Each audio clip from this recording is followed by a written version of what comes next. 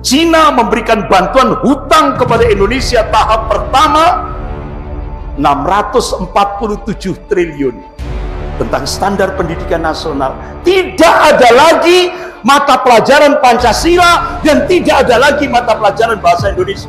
Diprediksi tahun 2030 di Indonesia akan terjadi bencana geopolitik. Bapak-bapak, ibu-ibu yang dimuliakan Allah. Sebelum kita membahas tentang proyek besar umat di akhir zaman, kalau dulu Indonesia dicengkram oleh Amerika, dulu Pak, mulai zamannya Bu Megawati, Pak SBY, ya kan, dicengkram oleh Amerika. Umat Islam diberi stigma teroris, benar? Ketika Amerika mencengkram Indonesia, umat Islam diberikan stigma teroris. Jadi stigma teroris itu hanya hantu yang diciptakan oleh imperialisme Amerika untuk menjadikan umat Islam Indonesia musuh nomor 1. Akhirnya Bapak Laksamana Mulyo Wibisono, Laksamana Mulyo Wibisono, beliau mantan komandan Satgas Intel. Beliau menyampaikan, terorisme di Indonesia itu adalah sebuah proyek. Bagaimana strateginya? Pemuda-pemuda Islam yang masih masih ya, istilahnya bau kencur gitu, bau kencur, masih pemula, itu direkrut.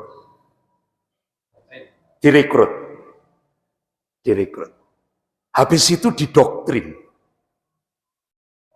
dengan Islam yang salah, dengan jihad yang salah.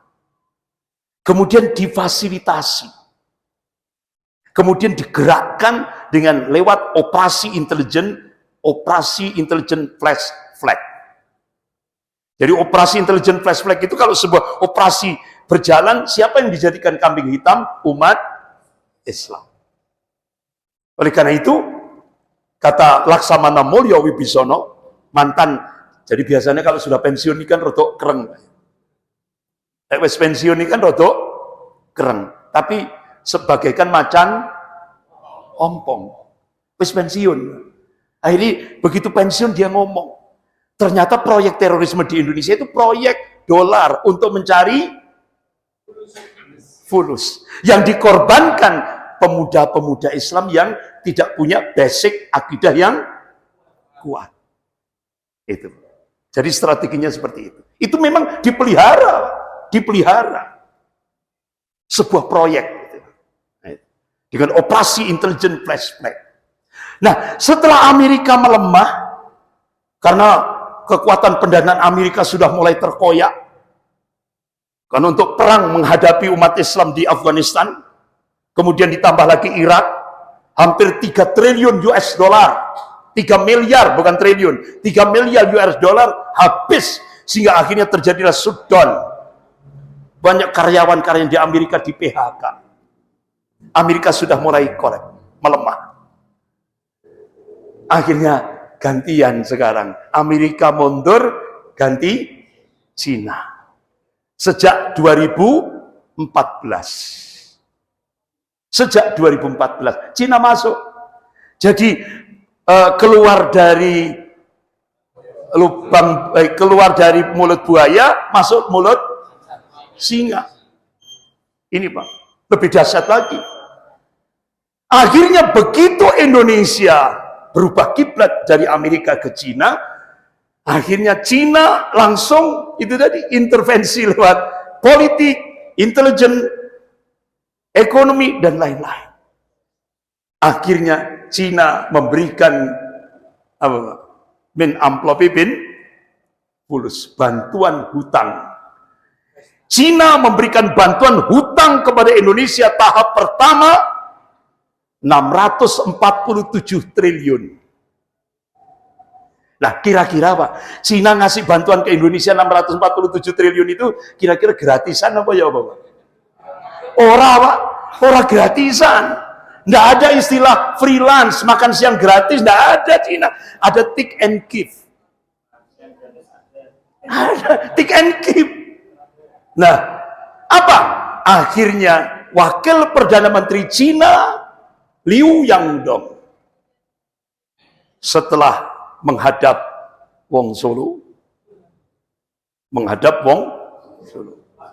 ya Pak D, setelah menghadap Pak D, hari Rabu 27 Mei 2015 meluncur ke auditorium FISIP Universitas Indonesia, menyampaikan di depan mahasiswa konsekuensi Indonesia mendapatkan bantuan hutang dari Cina tahap pertama 647 triliun ada syarat.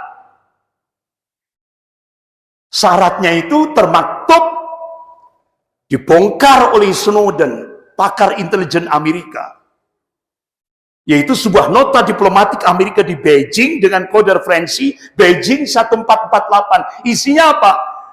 Pemerintah Cina akan melakukan akselerasi percepatan ingin menjadikan Indonesia menjadi sebuah negara sekuler. Pertama Pak, sekuler. Puncaknya negara apa Pak? Komunis. Jadi setelah diliberalkan oleh Amerika, disekulerkan oleh Cina. Sehingga akhirnya kira-kira Indonesia gimana Pak? Sami'na wa ta'at. Tidak hanya pakai ain, tidak hanya taat, taat. Taat. Tidak hanya taat, taat. Saking wanunya. Nah, akhirnya apa yang terjadi? Wajib. Akhirnya Wong Solo wajib formalitas terbang ke Istanbul, Turki. Untuk mutaba'ah, ngikut. Contohnya, siapa di sana? Mustafa Kemal Atatürk. Sehingga Wong Solo ziarah ke makamnya Mustafa Kemal Atatürk. Untuk apa? Untuk ittiba, dipraktekkan di Indonesia. Sementara Presiden Turki Tayyip Erdogan ziarah ke makamnya Muhammad Al-Fatih. Muhammad Al-Fatih. Nah, kira-kira Muhammad Al-Fatih karo Mustafa Kemal Atatürk sing di sing mujahid. Ya, yang dimuliakan oleh Allah dengan yang dilaknat oleh Allah, siapa yang dilaknat oleh Allah? Diadab, dilaknat Mustafa Kemal Atatürk. Ya kan? Dimasukkan oleh Zionis Yahudi untuk menghancurkan Islam di Turki. Nah, itu dipakai oleh Pak D untuk diaplikasikan di Indonesia. Sehingga akhirnya langsung gayung bersambut muncul di Universitas UIN Jogja. Rektor UIN Sunan Kalijogo Jogja, Profesor Dian Wahyudi. Bikin sensasi. Ya. Mahasiswa program doktoral membuat disertasi doktor judulnya Zina Halal. Zina Halal. Langsung yang menguji disertasi doktor Zina Halal ini tadi tidak tanggung-tanggung. Rektor UIN Sunan Kalijogo Jogja, Profesor Dian Wahyudi. Langsung nilainya komplot. The best. Zina halalan thayyibah. Astagfirullah. Akhirnya ormas-ormas Islam, tokoh-tokoh Islam, para ulama geger nasional. Nah, ini disertasi doktor ini diambil dari mana literaturnya? Bisa jawab ternyata mahasiswa doktornya. Kami menjadikan literaturnya yaitu kitab Milkul Yamin yang ditulis oleh Syekh Muhammad Sahrur. Syekh Muhammad Sahrur. Nah kira-kira nek ono Syekh Muhammad Sahrul itu kan ulama besar ya, ya kan?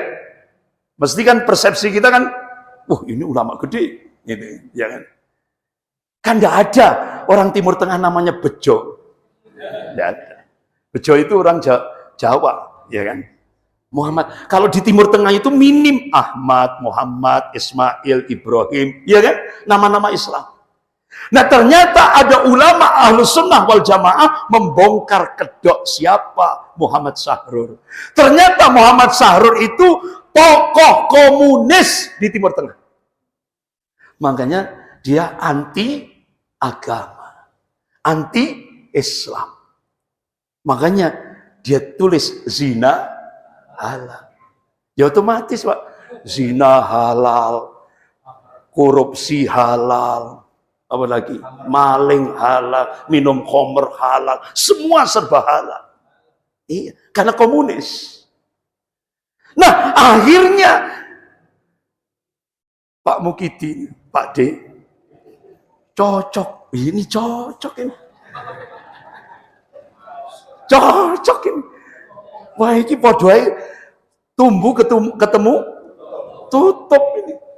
Akhirnya Rektor UIN Sunan Kalijaga Jogja, Profesor Dian Wahyudi diangkat di istana menjadi ketua Dewan Pembina Ideologi Pancasila. Benar? Setelah diangkat, berikan statement. Agama musuh terbesar Pancasila. Agama musuh negara. Kalau dulu PKI musuh Pancasila. Sekarang agama musuh negara. Sudah terjadi? Sudah. Sudah. Ternyata gayung bersambut. Gak terima ya. Menteri Pendidikan dan Kebudayaan Pak Nadiem Makarim meluncing roadmap pendidikan nasional 2020-2035. Sudah tidak ada lagi agama. Wassalam. Akhirnya pimpinan pusat Muhammadiyah, pimpinan pusat Majelis Ulama Indonesia Pusat, langsung tabayun, cross check pada Menteri Pendidikan dan Kebudayaan. Apakah 15 tahun ke depan generasi Indonesia dijadikan generasi ateis komunis? Tidak ada jawaban. Selang berapa saat muncul peraturan pemerintah tentang standar pendidikan nasional. Tidak ada lagi mata pelajaran Pancasila dan tidak ada lagi mata pelajaran bahasa Indonesia. Sehingga Pak D pulang dari Cina, bikin oleh-oleh 8 kesepakatan dengan Cina. Salah satu diantaranya, generasi Indonesia ke depan wajib berbahasa.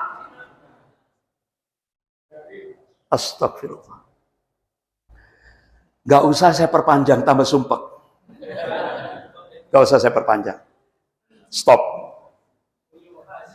Nah, akhirnya sekarang bagaimana? Ya Allah, ada 2 pakar intelijen dunia, yaitu Peter Warren dan August Cole, melakukan riset di Indonesia. Diteliti, Pak. Ternyata diprediksi tahun 2030 di Indonesia akan terjadi bencana geopolitik. Artinya Indonesia sudah tidak punya lagi kedaulatan. Yang ada adalah Indo-Cina. Jadi diprediksi 2030 Indonesia berubah jadi Indo-Cina.